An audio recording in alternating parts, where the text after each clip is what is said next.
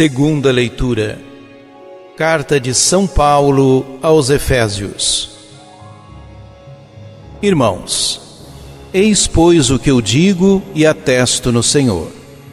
Não continueis a viver como vivem os pagãos, cuja inteligência os leva para o nada.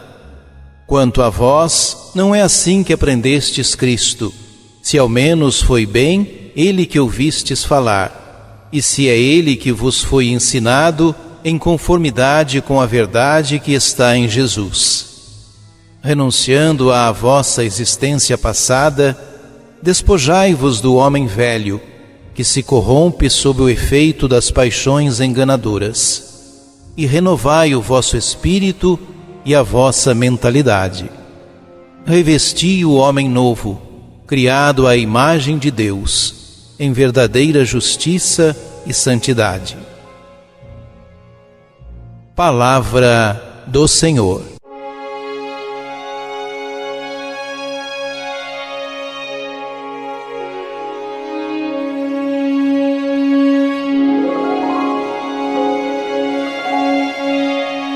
As orientações práticas da segunda parte da carta aos Efésios continuam. Os costumes e as práticas pagãs anteriores à fé em Cristo parecem influenciar ainda o comportamento dos efésios. A experiência de fé deve levar a viver de novo modo. O texto possui a terminologia de uma catequese batismal. A comunidade se distanciava dos ensinamentos principais do início da conversão. Por isso, o autor afirma que a verdade está em Jesus. Os outros ensinamentos que se infiltram na comunidade são, pois, mentirosos e geram confusão e divisão. Na sequência, lemos a orientação para a renúncia das coisas velhas, a necessidade de renovação interior e a ordem para revestir-se da novidade evangélica.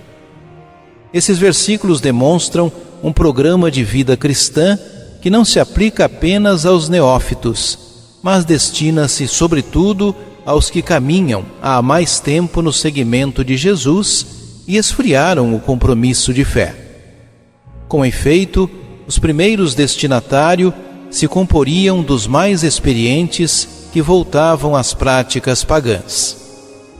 Nessa leitura se contrapõe o antigo e o novo, a vida velha no paganismo e a novidade da experiência com Cristo.